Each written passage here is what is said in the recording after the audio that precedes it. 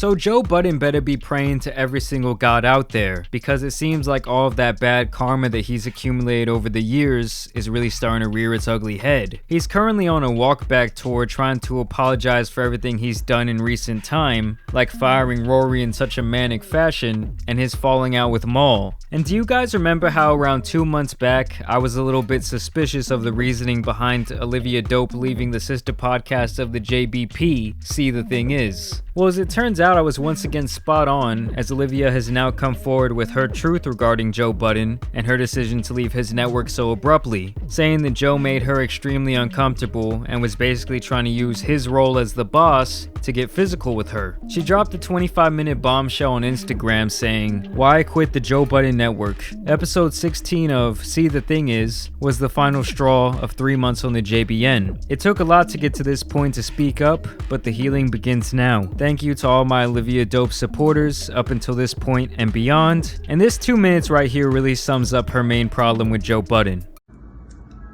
At 14 minutes 34 seconds, there's an edit in the recording because Joe says him and I should speak more because, quote, he's been wanting to fuck me since we've met. Everyone in the studio, including production staff, laughed uncomfortably while one of my co-hosts confirmed that to be true.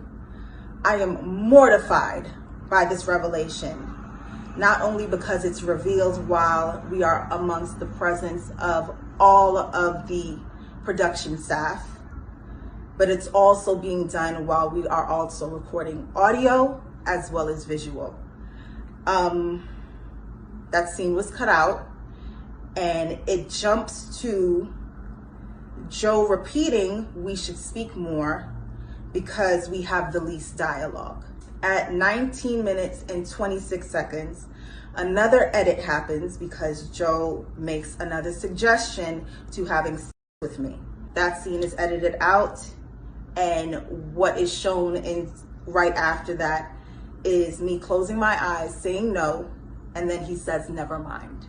At 24 minutes and 54 seconds, Joe makes a comment that I am throwing my singleness in his face, and he thought we were going to be a network power couple. And she also mentioned the now infamous clip where Budden gets up and asks her for a hug. She says this whole ordeal was actually planned off camera during a break, and that she didn't even know that Joe was air humping her like that. It's funny because I actually saw a lot of people, mainly middle-aged men, defending Joe Budden on this one when he was clearly caught in 4K being a nasty old man. I just hope you Joe Vengers out there keep that same energy when a nasty old man at your mama's work or your sister's work enters that demon time. And look, when there's failure to provide concrete evidence, I can see being skeptical of a potential victim's story. But this was all on tape, and I think violating someone sexually or making them feel any sort of pressure is one of the worst things you can do, especially when there are elements of power involved.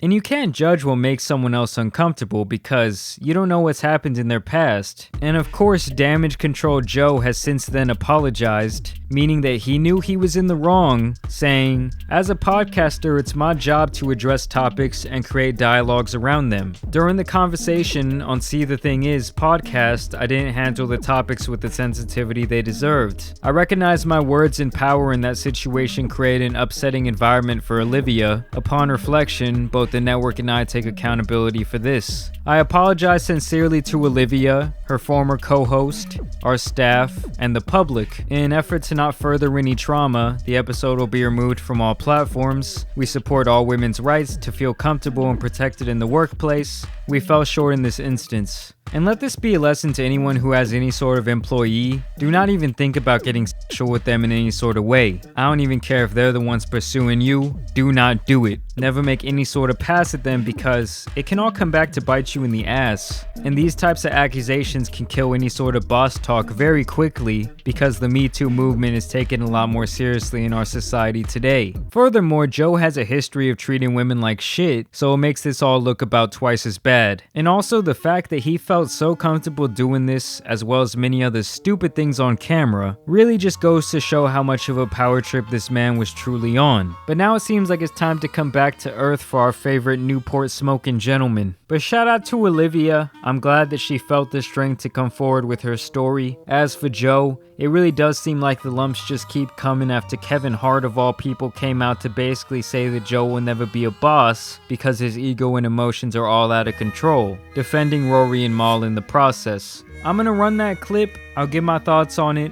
and then we'll peace up out of here. Alright guys, so here we go. Here's Kevin Hart calls out Joe Budden after publicly firing Mal and Rory. Is what it is. You guys know I'm no stranger to negativity. I don't care about that. But I actually was a supporter of the progression of him and his podcast. I'm a fan of your growth. I'm a fan of what you're doing and the conversation behind it. It's dope. Yo, he's not doing business here. He wants to own it. He wants control. It's dope. To see you publicly shit on the guys that was with you, that's an example of poor leadership.